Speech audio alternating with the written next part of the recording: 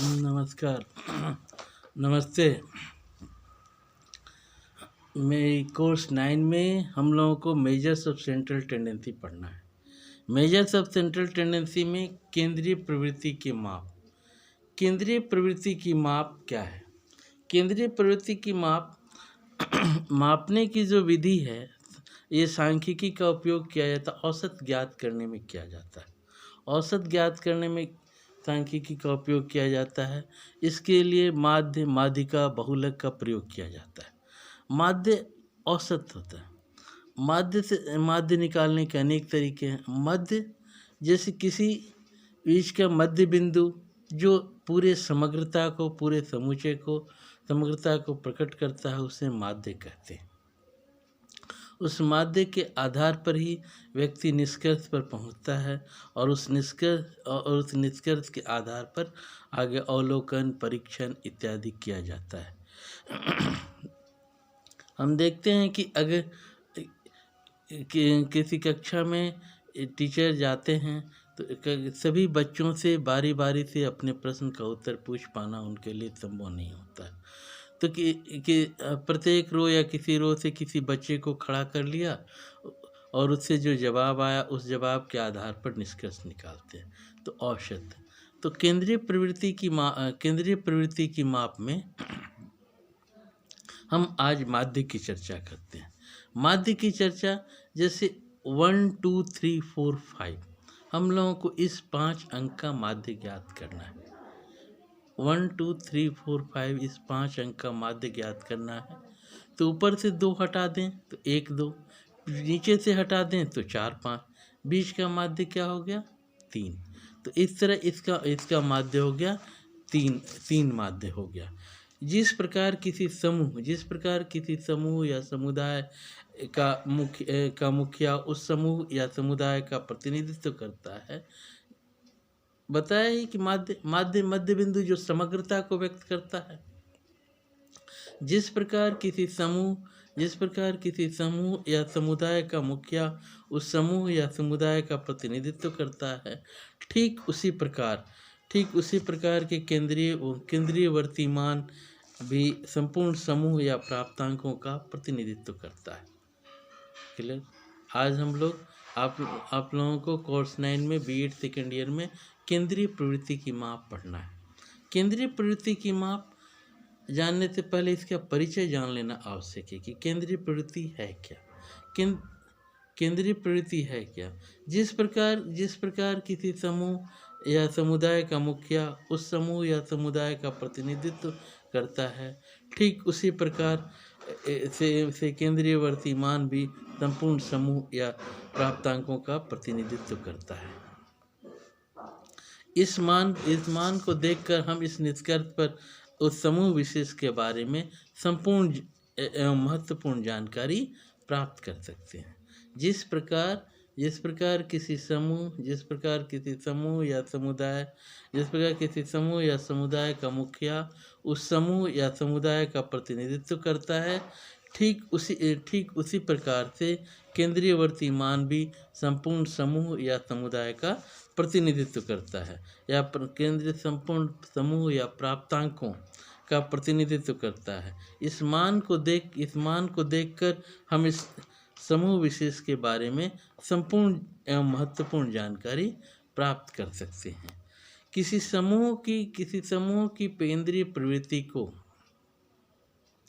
किसी समूह की केंद्रीय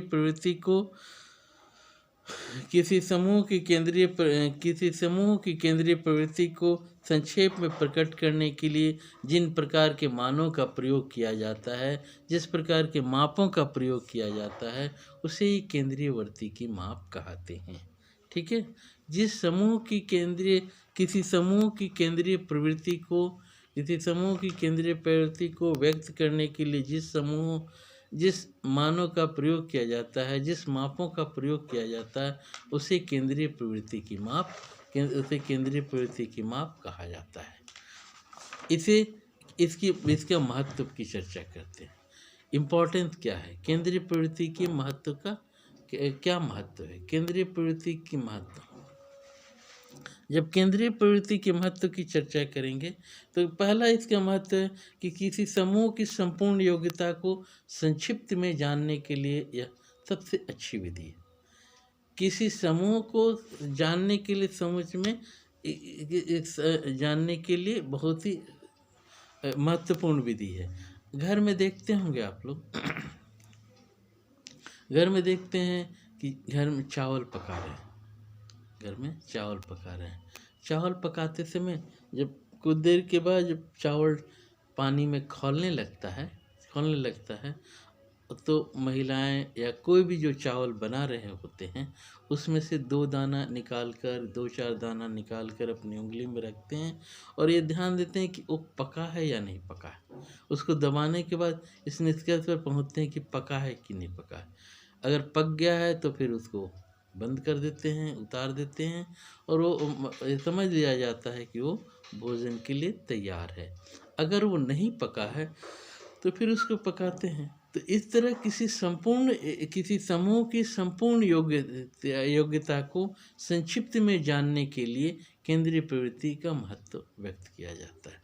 केंद्रीय प्रवृत्ति का पहला महत्व है किसी समूह की संपूर्ण योग्यता को संक्षिप्त में जानने के लिए। दूसरा किसी समूह के प्राप्तांकों की केंद्रीय प्रवृत्ति को जानने के लिए। किसी समूह के प्राप्तांकों की केंद्रीय प्रवृत्ति को जानने के लिए भी केंद्रीय प्रवृत्ति का महत्व ज्ञात किया जाता है। ठीक है, किसी समूह के प्राप्तांकों के केंद्रीय प्रवृत्ति को जानने के लिए। दूसरा, किसी भी 2 या 2 से अधिक समूहों की तुलना करने में। किसी भी दो या 2 से अधिक समूहों की तुलना करने में भी केंद्रीय प्रवृत्ति का महत्व निर्धारित होता है। तो पहला इसके महत्व की जो चर्चा करेंगे, पहला महत्व है किसी समूह की संपूर्ण योग्यता को संक्षिप्त में जानने के लिए। समूह की संपूर्ण योग्यता को संक्षिप्त में जानने के लिए, जैसे चावल पका है या ना पका है।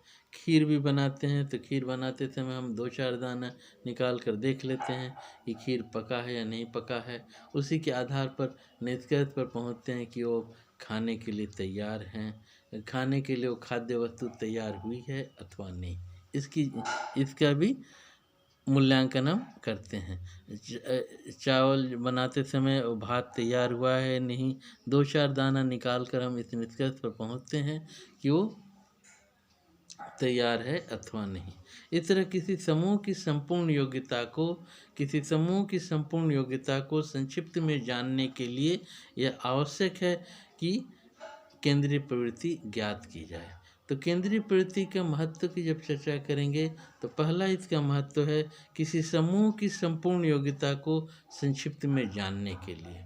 दूसरा है किसी समूह के प्राप्तांकों की केंद्रीय प्रवृत्ति को जानने के लिए। किसी समूह के प्राप्तांकों की केंद्रीय प्रवृत्ति को जानने के लिए। तीसरा है किसी 2 या 2 से अधिक समूहों की तुलना करने में। किसी 2 या 2 से अधिक समूहों की तुलना करने में भी केंद्रीय प्रवृत्ति महत्वपूर्ण भूमिका अदा करती है। अगला है किसी समूह के छात्रों के प्राप्तांकों की तुलना करने में। किसी समूह के छात्रों के प्राप्तांकों की तुलना करने में भी केंद्रीय प्रवृत्ति का पर्याप्त महत्व है। अंत में शोध के क्षेत्र में इसका प्रयोग बहुत ही लाभप्रद है। शिक्षा और मनोविज्ञान की समस्याओं के अध्ययनों से प्राप्त आंकड़ों के विश्लेषण में केंद्रीय प्रवृत्ति की मापों का बहुत ही अधिक उपयोग है। इस तरह हम लोगों ने केंद्रीय प्रवृत्ति की चर्चा की। केंद्रीय प्रवृत्ति से तात्पर्य जिस प्रकार किसी समूह या समुदाय का मुखिया उस समूह या समुदाय का प्रतिनिधित्व करता है ना। भारत के प्रधानमंत्री कौन? भारत के प्रधानमंत्री माननीय श्री नरेंद्र मोदी जी हैं। जब वो किसी दूसरे देश में जाते हैं तो भारत का प्रतिनिधित्व करते हैं। जो देश का प्रधानमंत्री होता है वो देश का नेता भी होता है, लोकसभा का भी नेता होता है, भारत का भी नेता होता है। तो उसी प्रकार वो किसी विदेश में जाते हैं तो भारत का प्रतिनिधित्व करते हैं। आप छात्र में से कोई बाहर जाएंगे तो इस महाविद्यालय का प्रतिनिधित्व करेंगे। अगर जिला से जाएंगे तो रांची जिले का करेंगे। अगर रांची जिले से किसी अन्य धनबाद, बोकारो, जमशेदपुर, चाईबासा कहीं जाएंगे तो रांची जिले का प्रतिनिधित्व करेंगे। और यही अगर झारखंड के बाहर चले जाएंगे, कलकत्ता, दिल्ली, बॉम्बे, मद्रास, तो वहाँ आप झारखंड का प्रतिनिधित्व करेंगे। और फिर जब स्टेट से हटकर किसी दूसरे जगह जाएंगे तो फिर आप देश का प्रतिनिधित्व करते हैं। जैसे सुना है ना महेंद्र सिंह धोनी। महेंद्र सिंह धोनी का नाम तो सबने सुना होगा। महेंद्र सिंह धोनी जो भारत के क्रिकेटर हैं, वो झारखंड के आप ही के शहर रांची के रहने वाले हैं, लेकिन वो देश का प्रतिनिधित्व करते हैं। वो सभी फॉर्मेट में 2020 हो, 50-50 हो या फिर टेस्ट मैच हो, वो सभी क्रिकेट के सभी फॉर्मेटों में भारत का कैप्टन रहे हैं, कप्तान रहे हैं, भारत का नेतृत्व किया है, प्रतिनिधित्व किया है। तो उसी प्रकार केंद्रीय प्रवृत्ति की जब हम चर्चा करते हैं तो जिस प्रकार किसी समूह या समुदाय का मुखिया उस समूह या समुदाय का प्रतिनिधित्व करता है, ठीक उसी प्रकार से केंद्रीय वर्तमान भी संपूर्ण समूह या प्राप्तांकों का प्रतिनिधित्व करता है। इस मान को देखकर हम उस समूह विशेष के बारे में संपूर्ण एवं महत्वपूर्ण जानकारी प्राप्त कर सकते हैं। किसी समूह की केंद्रीय प्रवृत्ति को संक्षेप में प्रकट करने के लिए जिन मापों का, जिन विधियों का, जिन उपायों का प्रयोग, जिन मानों का, जिन अंकों का प्रयोग किया जाता है, उसे केंद्रीय प्रवृत्ति की माप कहा जाता है। क्लियर है? उसे केंद्रीय प्रवृत्ति की माप कहा जाता है। केंद्रीय प्रवृत्ति का महत्व, importance of the measures of central tendency में पहला है किसी समूह की संपूर्ण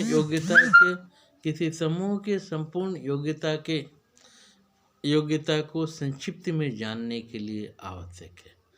किसी समूह की संपूर्ण योग्यता को संक्षेप में जानने के लिए यह आवश्यक है कि केंद्रीय प्रवृत्ति की जानकारी हो।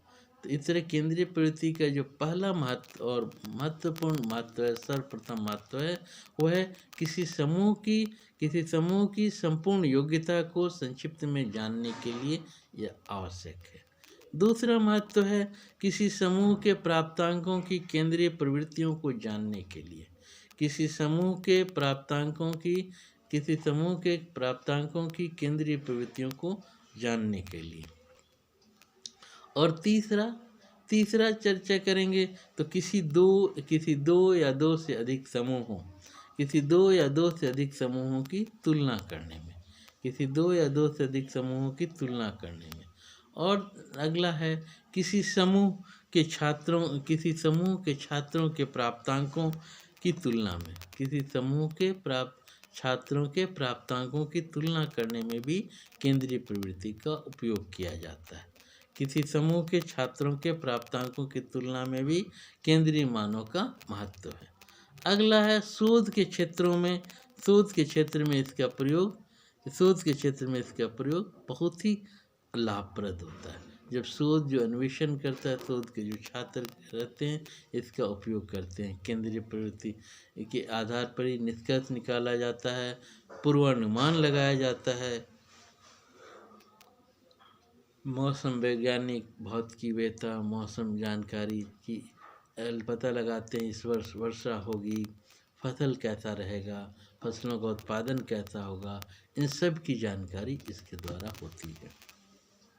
शिक्षा और मनोविज्ञान की समस्याओं शिक्षा और मनोविज्ञान की समस्याओं के अध्ययन से शिक्षा और मनोविज्ञान की समस्याओं के शिक्षा और मनोविज्ञान की समस्याओं के अध्ययन से प्राप्त अप्राप्त आंकड़ों के सिद्धांतों, प्राप्त आंकड़ों के विश्लेषण के केंद्रीय प्रवृत्ति की मापों का बहुत अधिक उपयोग है।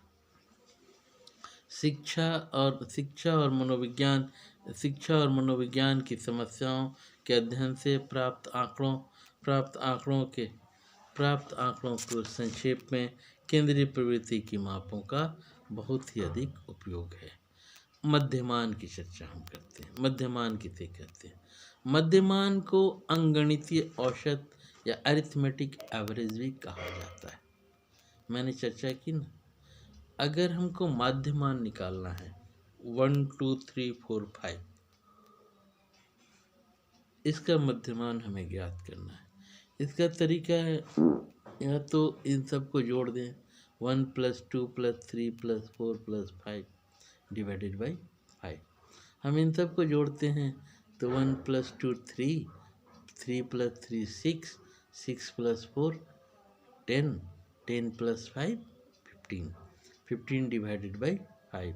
जब 15 को 5 से विभाजित करते हैं तो हमें कितना प्राप्त होता है? 15 को 5 से विभाजित करने के पश्चात हमें 3 प्राप्त होता है। तो 3 प्राप्त होता है, तो इस तरह मध्य हो गया 3। उसी तरह 1 2 3 4 5 है, तो 1 2 ऊपर का अगर ले लें और नीचे का 4 5 हटा दें तो बीच का 3 है, तो इससे भी मध्यमान 3 प्राप्त होता है। ठीक है। तो मध्यमान से जो मध्य ही समग्रता का जो विश्लेषण करता है उसे मध्यमान कहते हैं। मध्यमान का अंकगणितीय औसत मध्यमान को अंकगणितीय औसत अरिथमेटिक एवरेज भी कहा जाता है। यह किसी समूह के प्राप्तांकों की केंद्रीय प्रवृत्ति को स्पष्ट करता है। समूह के केंद्रीय प्रवृत्ति को स्पष्ट करता है और इसके समस्त प्राप्तांकों का प्रतिनिधित्व करता है और इसके समस्त प्राप्तांकों का प्रतिनिधित्व करता है। इसकी सबसे बड़ी विशेषता यह है कि इसके दोनों ओर के प्राप्तांकों के विचलनों का योग शून्य होता है। इसकी सबसे बड़ी विशेषता यह है कि इसके दोनों ओर के प्राप्तांकों के विचलनों का योग शून्य होता है। तो इस तरह मध्यमान जिसे या माध्यिका, कंफ्यूज नहीं करेंगे, मध्यमान या माध्यिका एक ही चीज़ है और इंग्लिश में से मीन कहा जाता है। तो मध्यमान को अंकगणितीय औसत या अरिथमेटिक एवरेज, अरिथमेटिक मीन और मीन एक ही चीज़ है। समानांतर माध्य, माध्यिका, मध्यमान, ये सभी एक ही है। तो मध्यमान को अंकगणितीय औसत अरिथमेटिक एवरेज भी कहा जाता है। यह किसी समूह के प्राप्तांकों की केंद्रीय प्रवृत्ति प्राप्तांकों की केंद्रीय प्रवृत्ति को स्पष्ट करता है और उसके समस्त प्राप्तांकों का प्रतिनिधित्व करता है। इसकी सबसे बड़ी विशेषता यह है कि इसके दोनों ओर के प्राप्तांकों के विचलनों का योग शून्य होता है। फिर से ध्यान देंगे, मध्यमान, माध्यिका या समानांतर माध्य या ये अंकगणितीय औसत अरिथमेटिक एवरेज, इसकी सबसे बड़ी विशेषता यह है कि इसके दोनों ओर के प्राप्तांकों के विचलनों का योग शून्य होता है। इसके दोनों ओर के प्राप्तांकों के विचलनों का योग शून्य होता है। जैसे 5 छात्रों के प्राप्तांक हैं और उसका मध्यमान, मान लीजिए 5 छात्रों के प्राप्तांक 10, 12, 14, 16 और 18 है। 10, 12, 14, 16 और 18 है और इसका मध्यमान हमें ज्ञात करना है। 10 + 12 + 14 + 16 + 18 डिवाइडेड बाई 5। 10 + 12 + 14 + 16 + 18, तो 10 और 12 को जोड़ दें तो 22, 22 और 14 को जोड़ें 36, 36 और 16 को जोड़ दें तो 52 और 52 और 18 को जोड़ दें तो 70। तो 70/5 हो गया तो 14 आ गया। फिर से बता दें, मध्यमान हमें ज्ञात करना है 10, 12, 14, 16 और 18 का। 10, 12, 14 और 16 और 18। तो 10, 12, 14, 16, 18 में 10 में अगर 12 जोड़ते हैं तो हमें 22 प्राप्त होता है। 22 में 14 जोड़ते हैं तो हमें 36 प्राप्त होता है। 36 में 16 जोड़ते हैं तो हमें 52 प्राप्त होता है। और 52 में 18 जोड़ते हैं तो 70 प्राप्त होता है। कुल प्राप्तांक हो गया 70। लेकिन पदों की संख्या की जब हम बात करते हैं, कुल पद तो 5 होते हैं। तो 70/5 हमारा हो गया 14। 70/5 14। तो 5 से 70 को विभाजित करने पर हमें 14 प्राप्त होता है। तो इस तरह माध्यिका और मध्यमान हमें 14 प्राप्त हुआ। इसका माध्य हो गया 14। तो इस तरह, और अगर दूसरे तरीके से अगर हम निकालें 10, 12, 14, 16, 18, तो 10 और 12 को ऊपर से हटा दें, नीचे से 16 और 18 को हटा दें, तो हमें बीच का प्राप्त होता है 14। तो 10, 12 ऊपर से 2 पद हटा दें, नीचे से 16, 18 ये 2 पद हटा दें, तो बीच का जो हमें पद प्राप्त होता है वो होता है 14। तो इस तरह मध्यमान जो है माध्यिका हमें 14 प्राप्त हुआ। तो ये माध्य हुआ 14। और इस तरह मध्यमान की गणना दोनों प्रकार के प्रदत्तों मध्यमान की गणना दोनों प्रकार के प्रदत्तों या अव्यवस्थित तथा व्यवस्थित से की जाती है। इस समूह के प्रदत्तों दोनों समूह के प्रदत्तों की गणना अव्यवस्थित रूप के प्रदत्तों में ही करना संभव होता है, जबकि बड़े समूह के प्रदत्तों की गणना आंकड़ों की गणना व्यवस्थित प्रदत्तों के ही कारण संभव हो पाता है। क्लियर है? फिर से इसको बता देता हूँ। मध्यमान, औसत, समानांतर माध्य, अरिथमेटिक एवरेज, इसे एम से सूचित किया जाता है। ये बीच का मध्य बिंदु होता है। और ये समग्रता का, जैसे हम लोगों को निकालना है 10, 12, 14, 16, 18 का मध्यमान। तो इनको जोड़ दें और जितने पदों की संख्या है 5। 10 में 12 जोड़ते हैं हमें मिलता है 22। 22 में 14 जोड़ें तो हमें मिलेगा 36। 36 में 16 जोड़ते हैं तो हमें प्राप्त मिलता है 52। और 52 में 18 जोड़ने पर हमें मिलता है 70। तो 70 को अगर 5 से विभाजित करते हैं तो हमें प्राप्त होता है 14। तो 70/5 14। तो इस तरह मध्यमान की गणना दोनों प्रकार के प्रदत्तों तो अथवा अगर इस दूसरे अगर विधि से ज्ञात करते हैं तो 10, 12 अगर 5 पद हैं 10, 12, 14, 16 और 18, 10, 12 को ऊपर से हटा दें, नीचे से 16 और 18 को हटा दें, तो बीच का मध्य हो जाता है 14। तो ये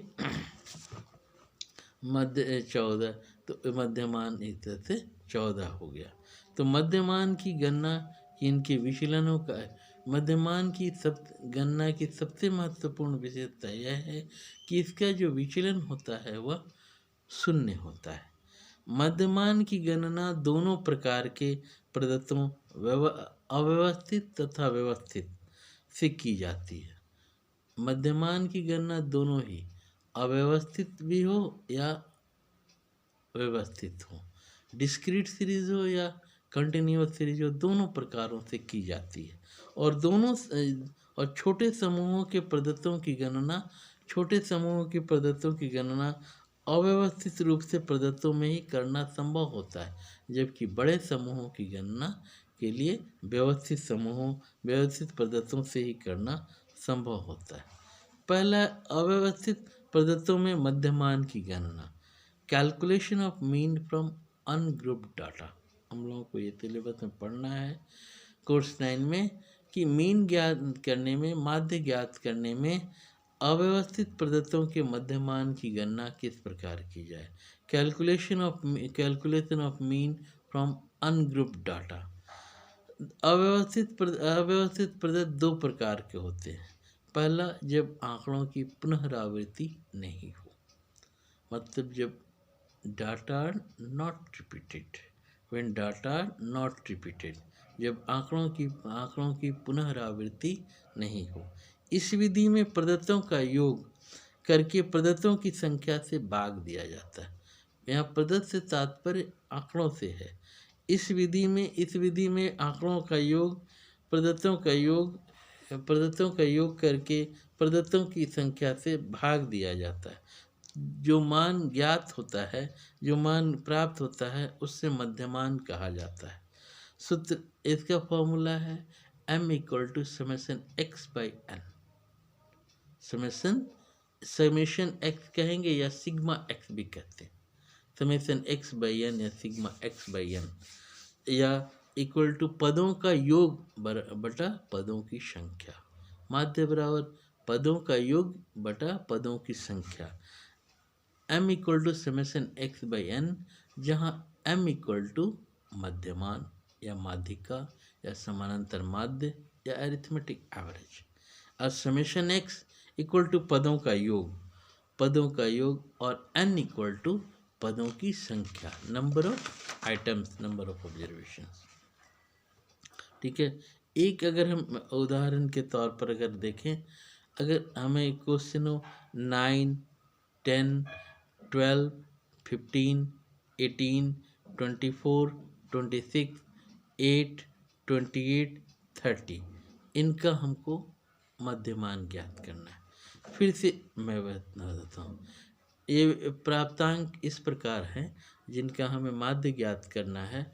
वो प्राप्तांक है 9, 10, 12, 15, 18, 24, 26, 8, 28, 30। तो इन आंकड़ों को सबसे पहले क्या करेंगे हम लोग? इन आंकड़ों को सबसे पहले हम लोग जोड़ देंगे। इसे x से सूचित करेंगे तो x के नीचे लिखेंगे हम 9, 10, 12, 15, 18, 24, 26, 8, 28, 30। तो समेशन x इक्वल टू हो जाएगा, समेशन x इक्वल टू होगा 9 + 10 + 12, 9 + 10 + 12 + 15 + 18 + 24 + 26 + 8 + 28 + 30। फिर से एक बार दोहरा देता हूँ। समेशन x इक्वल टू हो जाएगा 9 + 10 + 12 + 15 + 18 + 24 + 26 + 28 + 28 + 30। इन सभी को जोड़ने से हमें प्राप्त होता है 180, 180 प्राप्त होता है। और जो n की संख्या है, पदों की संख्या है, वो है 10। तो अब जब हमें माध्य ज्ञात करना होगा मीन, तो m equal to summation x by n, माध्य बराबर पदों का योग बटा पदों की संख्या। तो पदों का योग हमें आ रहा है 180, जबकि पदों की संख्या हमारे पास है 10। तो 180 बटा 10 हो जाएगा 18। तो 180 बटा 10 18। उदाहरण इस प्रकार ये ज्ञात हमें होता है।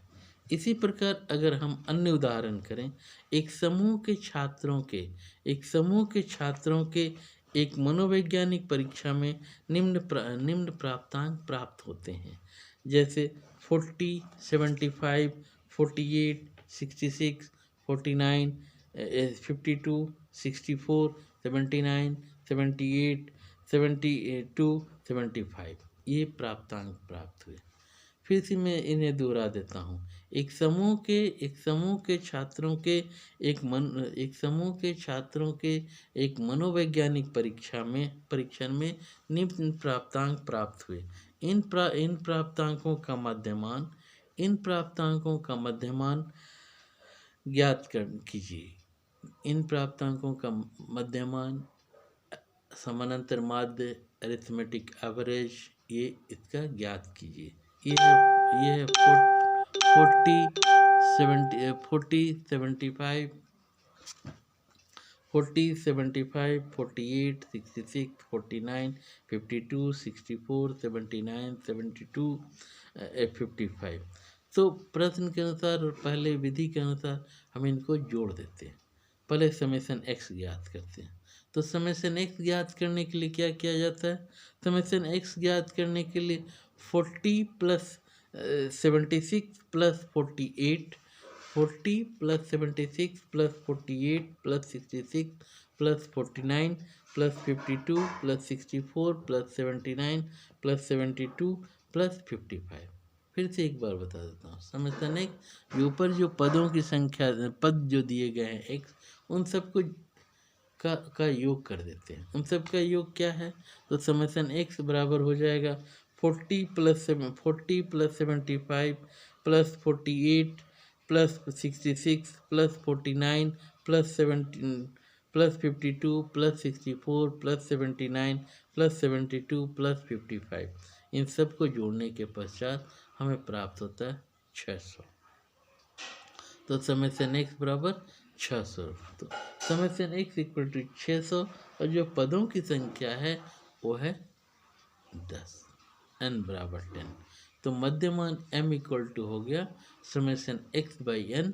Summation x by n equal to 600 बटा 10 बराबर 60। 600 बटा 10 बराबर 60। दूसरा है जब आंकड़ों की पुनरावृत्ति हो। पहला बताया जब आंकड़ों की पुनरावृत्ति नहीं हो, व्हेन डाटा नॉट रिपीटेड। और सेकंड है जब डाटा रिपीट होता हो, जब आंकड़ों की पुनरावृत्ति हो, व्हेन डाटा रिपीटेड। जब सर्वेक्षण का परीक्षण से प्राप्त प्रदत्त में कोई प्राप्तांक बार बार दोहराया जाता है तो उसके लिए निम्नलिखित सूत्र ज्ञात का प्रयोग करते हैं। फिर से पहले जो हम लोग चर्चा किए वो था जब आंकड़ों की पुनरावृत्ति नहीं हो, मतलब m equal to summation x by N.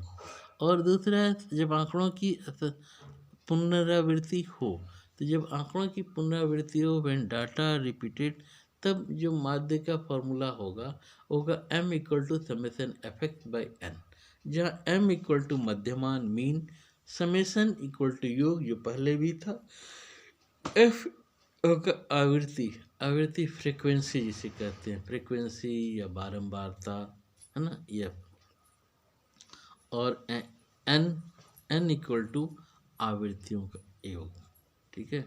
और f इंटू एक्स में बारंबारता, आवृत्ति और x को गुना कर देंगे और उनके गुना करने के पश्चात जो उनका योगफल आएगा उसको फिर n से पदों की संख्या से भाग कर देंगे। तो हम लोगों ने चर्चा की जब आंकड़ों की आवृत्ति की पुनरावृत्ति नहीं हो और जब आंकड़ों की पुनरावृत्ति हो, तो पहला फॉर्मूला हुआ m equal to summation x by N, जहाँ m इक्वल टू मध्यमान, समेसन एक्स बराबर पदों का योग, n इक्वल टू पदों की संख्या। दूसरा है m equal to summation F x by N, जहाँ m इक्वल टू मध्यमान, sigma equal to summation equal to योग, f इक्वल टू आवृत्तियाँ और n इक्वल टू आवृत्तियों का योग। मान लीजिए 10 अंकों की परीक्षा में 15 छात्रों के प्राप्तांक क्रमशः 3, 3, 3, 4, 4, 4, 4, 4, 5, 5, 6, 6, 6, 7, 7, 8, 9 और 9 है। तो मध्यमान ज्ञात कीजिए। तो हम 3 कॉलम उसका बनाते हैं। हम उसका 3 कॉलम बनाते हैं, एक प्राप्तांक बनाते हैं और एक बनाते हैं आवृत्तियाँ और एक प्राप्तांक और आवृत्तियों को गुणनफल। प्राप्तांक के नीचे लिखते हैं 3, 4, 5, 6, 7, 8, 9 और आवृत्तियाँ ये जितनी बार आई हैं उतनी बार इनके आवृत्तियाँ लिखते हैं। बारंबारता, आवृत्तियाँ या बारंबारता एक ही चीज़ है। तो इस जैसे तो आवृत्तियाँ हैं 3, 5, 2, 3, 3, 1, 2। फिर आवृत्तियों और प्राप्तांकों को गुना कर देते हैं और उनका जो गुणनफल आता है उसका योग करते हैं। जैसे पहला गुना है 3 इंटू 3, क्या हमको मिलेगा, 3 और 3 को गुना करेंगे तो हमें 9 प्राप्त होगा। दूसरा है 4 गुने 5, अगर हम गुना करते हैं तो हमें मिलेगा 20, 4 गुने 5 20। 5 गुने 2 अगर हम करते हैं तो 5 और 2 को गुना करते हैं तो हमें मिलेगा 10। 6 और 3 को गुना करेंगे तो हमें मिलता है 18। 7 और 2 को गुना करेंगे तो हमें मिलेगा 14। 8 और 1 को गुना करेंगे तो हमें मिलेगा 8, और 9 और 2 को गुना करेंगे तो 18। अब f का भी जोड़ करते हैं। f को जोड़ेंगे 3 + 5 + 2 + 3 + 2 + 1 + 2। इन सब को जोड़ने से 3 + 5 + 2 + 3 + 2 + 1 + 2 हमें जोड़ने से हमें मिलता है 18, 18। तो n = 18, या इसको समेसन f भी कह सकते हैं, समेसन f = भी 18। और जब f इंटू एक्स का करते हैं तो f इंटू एक्स में होता है 9, 20, 10, 18, 14, 8 और 18। इन सब को ऐड करने पर हमें मिलता है 97। ठीक है, 9 + 20 + 10 + 18 + 14 + 8 + 18, इन सभी को ऐड करने से हमें मिलता है 97। तो 97 को हमें जो निष्कर्ष में आया, हमें m ज्ञात करना है, अर्थात मध्यमान ज्ञात करना है। तो मध्यमान ज्ञात करने में m = समेसन f(x/n). तो m समेसन f(x) हमें मिला 97 और समेसन f है 18। तो 97 को 18 से डिवाइड करते हैं। 97 को 18 से जब हम डिवाइड करते हैं तो हमें मिलता है 5.38। मध्यमान m = 5.38 प्राप्त होता है। तो ये मध्यमान हो। तो व्यवस्थित आंकड़ों के मध्यमान की गणना, तो ये मध्यमान है। तो आज हम लोग केंद्रीय प्रवृत्ति की माप की चर्चा कर रहे थे। केंद्रीय प्रवृत्ति की माप की चर्चा में केंद्रीय प्रवृत्ति की माप की चर्चा में हम लोगों ने चर्चा की कि जिस प्रकार किसी समूह या समुदाय का मुखिया उस समूह या समुदाय का प्रतिनिधित्व करता है, ठीक उसी प्रकार से जिस प्रकार किसी समूह या समुदाय का मुखिया उस समूह या समुदाय का प्रतिनिधित्व करता है, ठीक उसी प्रकार ऐसे केंद्रीयवर्ती मान भी संपूर्ण समूह या प्राप्तांकों का प्रतिनिधित्व करता है। इस मान को देखकर हम उस समूह विशेष के बारे में संपूर्ण एवं महत्वपूर्ण जानकारी प्राप्त कर सकते हैं। किसी समूह की केंद्रीय प्रवृत्ति को संक्षेप में प्रकट करने के लिए जिन मानों का प्रयोग किया जाता है उसे केंद्रीय प्रवृत्ति की माप कहते हैं। इसका महत्व है कि पहला महत्व है किसी समूह की संपूर्ण योग्यता को संक्षिप्त में जानने के लिए। दूसरी है किसी समूह के प्राप्तांकों पहला महत्व है किसी समूह की संपूर्ण योग्यता को संक्षिप्त में जानने के लिए। दूसरा है किसी समूह के प्राप्तांकों की केंद्रीय प्रवृत्ति को जानने के लिए। तीसरा है किसी 2 या 2 से अधिक समूहों की तुलना करने में। और चौथा है किसी समूह के छात्रों के प्राप्तांकों की तुलना में। पांचवा है शोध के क्षेत्र में इनका प्रयोग बहुत ही लाभप्रद है। तो शिक्षा और मनोविज्ञान की समस्याओं के अध्ययनों से प्राप्त आंकड़ों के विश्लेषण, शिक्षा और मनोविज्ञान की समस्याओं के अध्ययनों से प्राप्त आंकड़ों के विश्लेषण में केंद्रीय प्रवृत्ति की मापों का बहुत अधिक उपयोग है। माध्य की चर्चा हम लोगों ने की कि मध्यमान का अंगगणितीय औसत भी कहा जाता है। मध्यमान को अंगगणितीय औसत भी कहा जाता है। यह किसी समूह के प्राप्तांकों की केंद्रीय प्रवृत्ति को स्पष्ट करता है और उसके समस्त प्राप्तांकों का प्रतिनिधित्व करता है। मध्यमान को अंगगणितीय औसत एरिथमेटिक एवरेज भी कहा जाता है। यह किसी समूह के प्राप्तांकों की केंद्रीय प्रवृत्ति को स्पष्ट करता है और उसके समस्त प्राप्तांकों का प्रतिनिधित्व करता है। इसकी सबसे बड़ी विशेषता यह है कि इसके दोनों ओर के प्राप्तांकों के विचलनों का योग शून्य होता है। जैसे 5 छात्रों का प्राप्तांक की चर्चा की, 2 इसके फॉर्मूला हैं।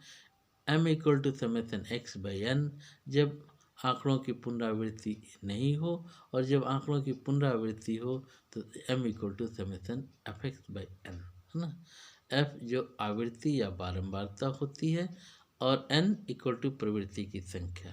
m equal to summation x by N या जब आंकड़ों की पुनरावृत्ति नहीं हो तो मध्यमान ज्ञात करने के लिए formula m equal to summation x by N, और जब अर्थात जहाँ m इक्वल टू मध्यमान, समेसन एक्स और पदों का योग, n इक्वल टू पदों की संख्या, और जब आंकड़ों की पुनरावृत्ति हो तो m equal to F x by N, या m इक्वल टू मध्यमान, f इक्वल टू आवृत्ति, समेसन एफ एक्स आवृत्ति और पदों के गुणनफल का योग, और n इक्वल टू पदों की संख्या।